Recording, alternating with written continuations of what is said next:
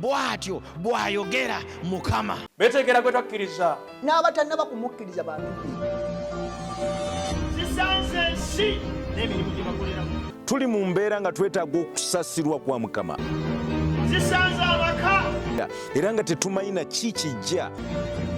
zisanze bizinensi. Katonda taliko kyalikola wabula ng'alabudde abaddu be bannabbi be ekyama. Wulira ggwe eggulu, tega okutu eri ensi, kubanga Mukama ayogedde. Bwatyo bwayogera Mukama. Katonda azze okwogera na bulamu bwo.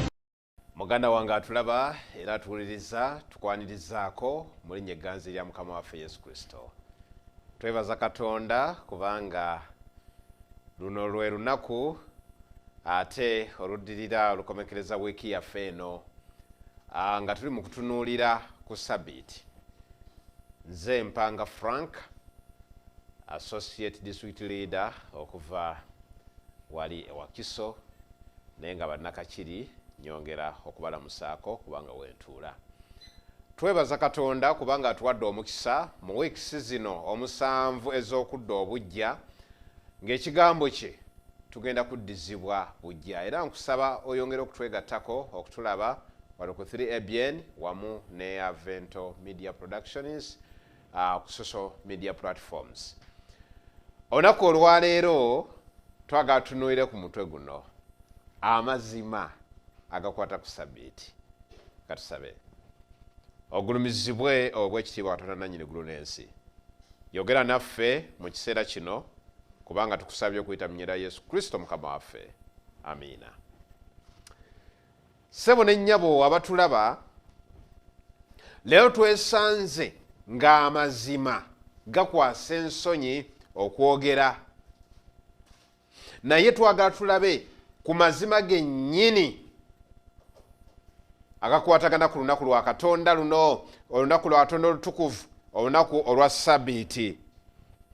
Bw'osoma mu Njiri ya Yokaana essuula ey'omunaana olunya olwa 32 ayogera ebigambo bino, agamba era mulitegeera amazima, n'amazima galibafuula ab'eddembe. Abantu bangi banoonyezza amazima naye tebafunye mirembe kubanga amazima tegaliiwo. Naye Bayibuli yeetulaga nti singa otegeera amazima, amazima ago gagenda kufuula ew'eddembe obeere n'emirembe, kubanga Mukama waffe Yesu Kristo yajja alangire eddembe, atujje mu busibe, atujje mu bunyage, tubeere mu ddembe. N'olwekyo ayagala atubuulire amazima. Abantu bangi batambulira mu bulimba. Bwe twogera ku lunaku olwa Sabbiiti, tuyize ku mikisa egiri mu lunaku olwa Sabbiiti, tuyize ku ngeri y'okukwatamu olunaku olwa Sabbiiti, naye ate waliwo Sabbiiti ey'ekicupuli, waliwo obulimba obuliwo. Ng'omulabe waffe Setaani yateekawo olunaku olulala ne lukontana n'olunaku lwa Katonda olutukuvu, omuntu n'abuzaabuzibwa. Naye kirungi Bayibuli egenda kuvaayo n'amazima, tutegeere amazima era gatufuule ab'eddembe. Omusajja omu yaliko prime minister oba katikkiro wa Bungereza ayitibwa Sir Winston Churchill. Lumu yayogera ebigambo bino, yagamba nti abantu abasinga ebiseera ebimu mu bulamu bwabwe basisinkana amazima, nti abasinga mwana wattu amazima ago nga bagasisinkanye bageesiimulirako ddala ne baddirayo ku mirimu gyabwe nga kiringa tewabadde kibaddewo, tebasisinkanye mazima. Abantu abamu amazima bagaagala, abamu tebagaagalirako ddala, abamu bagasanga ne bagasirikira, ate abalala ne bageesiimulako, ng'omusajja ono bwe yategeeza mu kwogera kwe. Naye Bayibuli leero eyagala etulage nti bwe tunaategeera amazima, amazima gagenda kutufuula ab'eddembe. Muganda wange, amazima kyo kyeki? Njagala nkutegeeze nti amazima ye Yesu Kristo. Kubanga bw'osoma mu kitabo kya Yokaana Enjiri essuula y'e14 olunya olw'omukaaga atutegeeza nti Yesu n'abagamba nti nze kkubo n'amazima n'obulamu. Yesu ye mazima. Yesu ebigambo byayogera naffe ge mazima amereere. Amazima kyeki? ekigambo kya Katonda mwana wattu ge mazima. Yokaana 17 olunyolo 17 Yesu yasaba nti obatukuze mu mazima, ekigambo kyo ge mazima. Mu ngeri ey'okusatu amazima kyeki? Amazima ge mateeka ga Katonda. Bw'osoma Zabbuli ey'ekikumi olunyiriri olw'ekikumi agamba nti etteeka lya Katonda, agamba obutuukirivu bwo bwe butuukirivu obw'emirembe gyonna, n'amateeka ago ge mazima. Tugenda kuba tukozesa amazima ag'emirundi esatu: amazima ga Yesu Kristo, amazima ag'ekigambo kya Katonda, amazima ag'amateeka ga Katonda. Mwana wattu gatubuulire ku ebyo ebikwata ku Sabbiiti. Tuzze nga tuyiga nga Yesu atusongera ku Sabbiiti entuufu, Sabbiiti ey'amazima, era Sabbiiti eyo ng'eyogerwako lwe lunaku olw'omusanvu. Era twalabye nga ne Yesu bwe yali ku nsi kuno yagendanga mu kkuŋŋaaniro nga bwe twalaba mu Luka 4:16. Mwana wattu Yesu n'agenda n'asinza. Matayo essula ya 24:2 Yesu yayogera n'abayigirizwa be n'abagamba musabe nnyo ekidduko kyammwe kireme kubeera ku lunaku lwa Sabbiiti. Yesu yali alabula abayigirizwa be ti musabe banaaba babayigganya baleme kubataataaganya ku lunaku olw'okusinza, ku lunaku olw'okuwummula. Era Yesu yasuubiza abayigirizwa be nti bagenda kukuuma Sabbiiti newankubadde ng'azuukidde. Yesu bw'aba nga yayogera ebyo, Yesu ye mazima. Ate Bayibuli nga bwe tugirabye nga mazima, ne Bayibuli eyogedde. Lubereberye essuula ey'okubiri ennyiri esatu ezisooka, Bayibuli yatulaga nti ne biggwa okukola eggulu n'ensi. Katonda n'awummulira ku lunaku olw'omusanvu kubanga mwe yamalira emirimu gye. Olunaku olw'omusanvu Mukama n'alutukuza, Mukama n'aluwa omukisa. Lunaku Mukama yaluwa omukisa. Bayibuli yetugalaze ago amazima mwana wattu gakwata ku kigambo kya Katonda. Yesu aliwo ng'omujjukiza waffe. Bayibuli mwana wattu etulaze mu lubereberye, mu Kuva, mu Baleevi, okubala ekyamateeka, Isaaya essula ya 58 zonna ayogera ku Sabbiiti kubanga gabona akyusanga ekigere kyo okuva ku Sabbiiti obutakola nga byoyagala gwe ku lunaku lwange olutukuvu, Sabbiiti n'ogiyita essanyu. Bayibuli ezzenga etubuulira amazima mwana wattu akakwata ku Sabbiiti eno. Era Bayibuli yemu netugamba mu Isaaya 6 ti Sabbiiti eno egenda kusigalawo mwana wattu ne mu ggulu tugenda kusinzanga ku lunaku lwa Sabbiiti. Era waliwo yalinga abuuza ekibuuzo, ku Friday tunagana ne tusinza, ayine ku Sabbiiti ne tusinza, ayine ku Sunday ne tusinza. Naye olw'okubanga Bayibuli eyogera amazima tujjiddeyo bulungi netulaga nti okusinza kwonna kwe tunaaba nako mu ggulu kugenda kubeera kwa Saturday, olunaku olw'omusanvu. Mu ndagaano enkadde emirundi 84, emirundi gino gyonna nga gyogera ku Sabbiiti ya Katonda. Ate mu ndagaano empya emirundi egisoba mu 50, era ennyiriri eziwerera ddala ennyiriri 141 zoogera ku lunaku olw'omusanvu, olunaku olwa Sabbiiti. Amazima Bayibuli egatuwadde, amazima Yesu agogedde. Katugende ku tteeka lya Katonda. Bw'osoma etteeka lya Katonda Kuva essula ya 20 olunyolo olw'omunaana paka ku 11 mwana wattu lujjayo gwe musingi gw'amateeka kubanga liri wakati mu mateeka, etteeka eryogera ku Sabbiiti. Jjukira olunaku olwa Sabbiiti okulutukuzanga. Nnaku 6 kola emirimu gyo, naye olw'omusanvu ye Sabbiiti, ekitegeeza n'amateeka nago googedde amazima. Yesu kyava agamba obanga munjagala munaakwatanga ebiragiro byange. Kubanga omuntu yenna bw'aba akwata amateeka gonna naye n'asobya mulimu nga zizza omusango wa gonna. Yakobo essula y'e10 olunyiriri essula 2 olunyiriri olw'10 bw'atyo bw'agamba.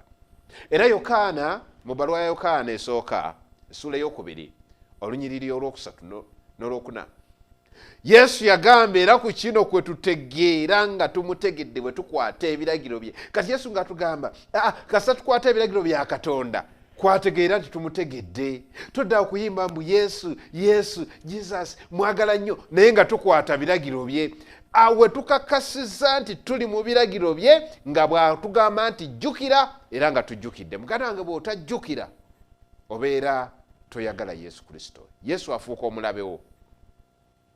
Era Yesu ayongera wano Yokaana nga awandika ebbaluwa esooka essula ey'okubiri olunya olw'okunagamba ayogera nti mutegedde n'atakwata biragiro bye ye mulimba n'amazima tegali mu ye. Bwe lwogamba mu Yesu Jesus Yesu mumanyi n'oyimba Yesu n'omwogerako namutegeera namukkiriza nalokoka naye ng'amateeka ge togakwata naddala etteeka eryokuna nti oba mulimba wa bbaluwa n'amazima tegali mugwe. Ne Yesu yayogera amazima.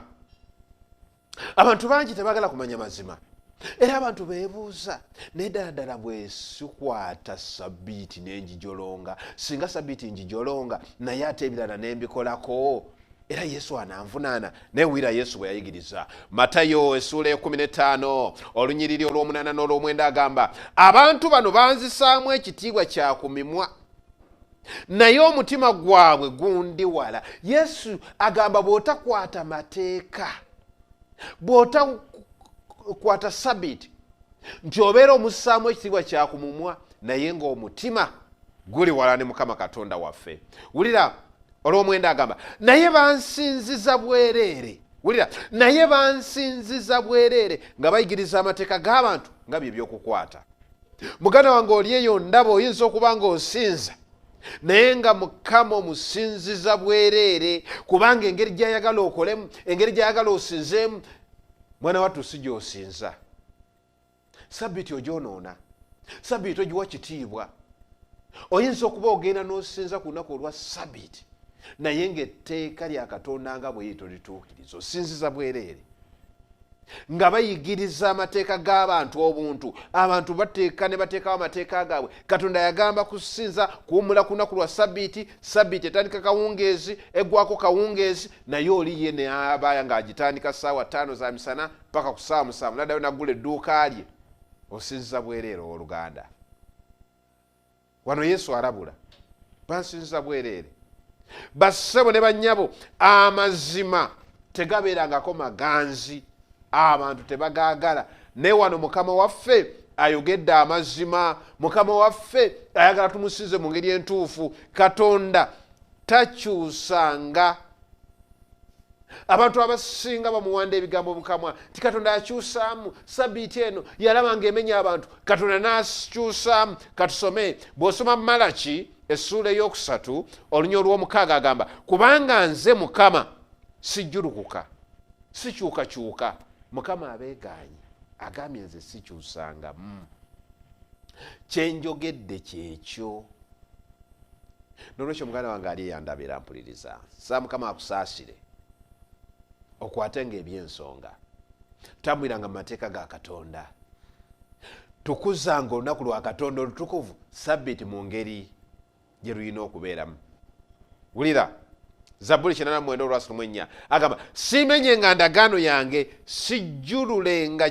sijjululenga kigambo ekyava mu mimwa gyange. Katonda bw'abanga yatuwa etteeka lya sabbiiti agambye taamenyenga ndagaano ye. Katonda si ye muntu ayeekyusa, si ye muntu akwata ku constitution buli kaseera n'agikwatakwatako ng'abaala we bakola. Katonda teyeekyusa. Bebulaniya 4 olw'omwenda atuwaayo ensonga enjawulo agamba kale esigaddeyo ekiwummulo kya sabbiiti eri abantu ba Katonda. Katonda ayagala tulekereyo ekiwummulo kiri kimu kye yatuwa lwa sabbiiti. Lwaki teweenyigira mu kiwummulo ekyo? Lwaki tosinza Katonda omutonzi? Wulira Katonda yali awadde ekkanisa yonna obuyinza okukyusaamu. Nedda. Katonda talina muntu gwe yali awadde buyinza okukyusaamu ku ebyo ebintu Katonda bye yaseetinga. Era ng'oyagala okubeera n'emirembe ne Katonda, Katonda kye yateekawo ky'oba olekawo. Wulira Nabbi Isaaya, amanye ekitabo kino ekya Isaaya kirimu mesegi ya Katonda. Kumpi mesegi eri mu Bayibuli yonna osobola okugisanga ne mu kitabo kya Isaaya. Isaaya agamba Isaaya essula y'omunaana olunyolo lwa 20 agamba tudde eri amateeka n'obujulirwa obanga teboogera ng'ekigambo ekyo bwe kiri kubanga teri musana mu bo. Bayibuli ey'Oluganda etano egamba nti obudde tebujja bakeera naye etegeeza nti omuntu yenna bw'ayogera ebirala nga byawukana ku bya Bayibuli oyo tabeeramu musana. Omuntu yenna bw'ayigiriza Yesu, omuntu yenna bw'ayigiriza ku Katonda naye nga by'ayigiriza si bye biri mu Bayibuli oyo mukuba amabega kubanga kyayigiriza kikyamu. Abantu bangi boogedde ebigambo bingi ku Sabiiti. Waliwo n'abagivumirira, waliwo n'abagamba olunaku temuli makulu, nze ne bwe nsinze ennaku zonna. Naye Mukama agambye omuntu bw'atayogera ng'ekigambo kye bwe kiri, tudde eri amateeka ga Katonda, tudde eri obujulirwa bwa Katonda, tudde eri bannabbi kye boogedde. Omuntu yenna bw'ayogera nga byayogera byawukana n'ebya Bayibuli. Ennaku zino abantu bagamba nalabikiddwa, naloose, Mukama yandazeyo ekipya. Teri Mukama kyayinza kukulaga nga kyawukana ku ekyo kye yateekawo mu Bayibuli n'ebiwandiiko bye yateekawo. Agambye obanga teboogera ng'ekigambo ekyo bwe kiri mazima nga temuli mu musana. Bikola Abatume essula y'okutaano olunyolo lwa 29. Abantu bagamba nnyo nti Sabiiti eno yakyusibwa. Bwe naye abatume be bagikyusa oluvannyuma lw'okuzuukira kwa Yesu, bw'ate Yesu bwe yazuukira bwe ne bagamba katuteeke olunaku olulala. Naye wulira abatume bo bwe bagamba. Bikola Abatume 5:29 agamba naye Peetero n'abatume ne baddamu ne bagamba nti kigwana okuwulira Katonda okusinga abantu. Abantu balina ebintu bingi nnyo bye bapanze okuyimirizaawo ennaku endala ez'okusinza, okulinnyirira Sabiiti ya Katonda, okujolonga Katonda bye yalagira. Naye Peetero n'abatume abalala baayimirira n'eddoboozi nabo ne boogera amazima ti kirungi okuwulira Katonda ky'agambye okusinga okugenda ku ndowooza z'abantu. Kyandibadde kirungi n'ogera ku ndowooza ya Katonda. Kyandibadde kirungi n'ova ku ndowooza z'abantu n'osigaza ekigambo kya Katonda kubanga ge mazima, n'osigaza ekigambo kya Yesu kubanga ge mazima, n'osigala ng'okola ekituufu kubanga Mukama waffe yatusuubiza okutwebagaza, yatusuubiza okutuwa emikisa, yatusuubiza okutuwanguza nga tuli ku kigambo ekituufu. Bw'osoma Yokaana essula ey'okubiri olunyiriri olw'okutaano, ne maama wa Yesu naye ayogera. Omanyi waliwo abakkiririza ennyo mu maama wa Yesu, Maaliya omubeberevu, Maaliya omutuukirivu. Naye wulira Maliya ayogera ebigambo bino. Yokaana essula ey'okubiri olunyiriri olw'okutaano agamba nnyina n'agamba abaweereza be nti kyanaabagamba kyonna kye mukola. Ne Maliya omubeberevu gwe baagala ennyo, abantu gwe basinza, gwe boogerako, gwe basabako essaala zaabwe ne ziyita mu Maaliya, yagamba Yesu kyabagamba kye kituufu. Kyanaabagamba kyonna kye muba mukola. Maliya atugambye kuwuliriza mutabani Yesu. Yesu byatugamba ebikwatagana ku Sabiiti mwana wattu bye bituufu. Era Yesu bw'atulaga nti Sabiiti ya lunaku lwa 7 lwerwo, bw'atulaga nti Sabiiti gikwate bw'otyo bw'oba olina okukola tolina kukyusaamu. Ekibuuzo kati awo we kijjira, ate Sande gyetya? Olwo abasinza ku Sande bo si baana ba Katonda? Bo tebasinza Katonda ow'omu ggulu? Mu Bayibuli mulimu ennyiriri nnyingi nnyo ezoogera ku Sabiiti nga bwe mbalaze. Naye olunaku olwa Sande era nalwo lwogerwako mu Bayibuli naye terwogerwako mu ngeri ya kusinza nga bwe tugenda okulaba. Era emyaka n'emyaka giyiseewo abantu nga banoonya olunyiriri lwonna olubalagira okusinza oba olulagira okukyusa obutukuvu bwa Sabiiti, naye olunyiriri olwo mwana wattu lukyabuze n'okutuuka kati. Omuyiggo gw'olunyiriri olukyabuze mu Bayibuli lwe lunyiriri olugamba nti Sande yakyusa, olunaku olwa Saturday Sabiiti lwakyuka ate ne ludda ku lunaku olulala. Eri abakola ensobi ku Ssabbiiti najja okusinza aye ne ku Sande n'agenda n'asinza. Eyo eba nsobi muganda wange weenenye. Wulira katubuuze abatume olunaku luno be balukyusa. Bw'osoma Bikola by'Abatume essuula 13 olunyolo 14 twalabye bulungi nti ne bayingira mu kuŋŋaaniro ku lunaku olwa Ssabbiiti ne batuula. Abatume basinzanga nabo ku Ssabbiiti nga Mukama waabwe bwe yasinzanga. Olunyolo lwa 13 Bikola by'Abatume essuula 42 n'eya agamba ne babeegayirira okubuulira ebigambo bino ku Ssabbiiti ey'okubiri. Wulira abatume bo balemedde ku Ssabbiiti yokka. Wulira awo ku Ssabbiiti ey'okubiri ne bakuŋŋaana nga kibuga kyonna okuwulira ekigambo kya Katonda. Abatume baayigiririzanga ku Ssabbiiti. Abantu bonna okufuna ekigambo baagendanga ku Ssabbiiti. Ng'oyagala ekigambo kya Katonda kikuubukale, genda kubasinziza ku lunaku olw'omusanvu Ssabbiiti. Osinze ng'abatume bwe baasinza. Kubanga abatume bo bagamba ekyo kye twalaba era kye twakwatako kye tubabuulira. Batutegeezezza nti olunaku lwa Mukama lwe baabuulirangako ekigambo, lwe baayigirangako. Naye Katonda tatuzinduukirizibwa. Katonda ono yatulaga ti waliwo agenda okujja. Mwana wattu akyusekyuse ebintu. Era Bayibuli temulwisa mwana wattu emulaga. Bw'oba osomye mu kitabo ky'Abasessaloniika ekyokubiri oba ebbaluwa ey'okubiri eri Abasessaloniika essuula 2 n'osoma olunyiri olwokusatu n'osoma olunyiriri olwokubiri n'osoma n'olunyiri olw'omusanvu. Wulira ebigambo bino. Ayogera ebigambo bino agamba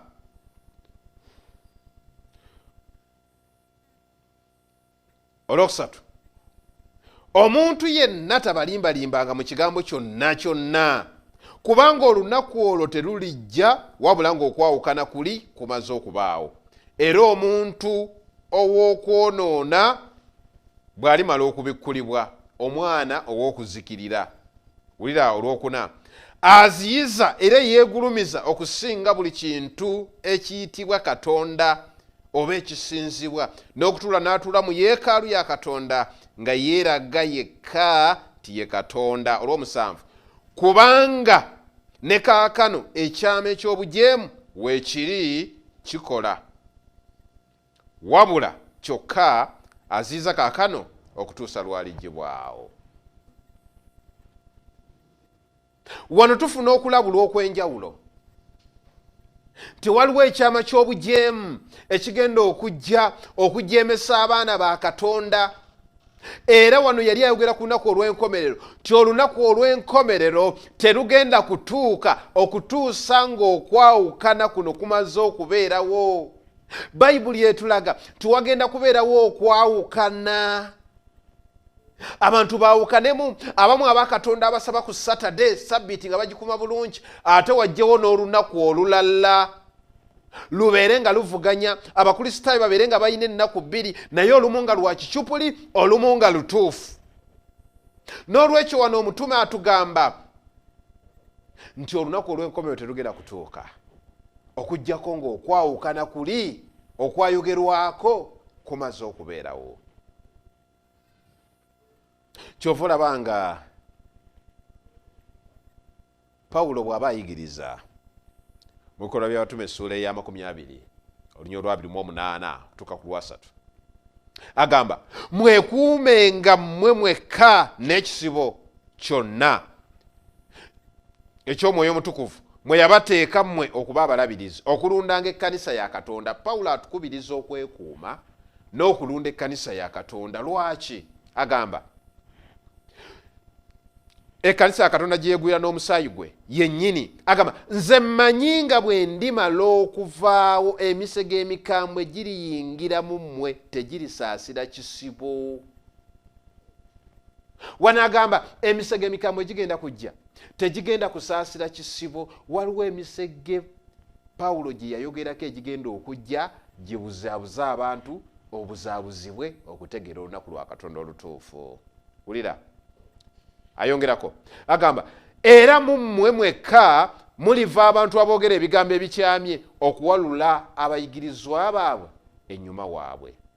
Pawulo yatulabula ku kyama ky'obujeemu ekigenda okujja. Abantu baawukane bave ku Sabbiiti bagende ku lunaku olulala. Mu kyokuyiga kyaffe ekigenda okuddako ngenda kuba nkutegeeza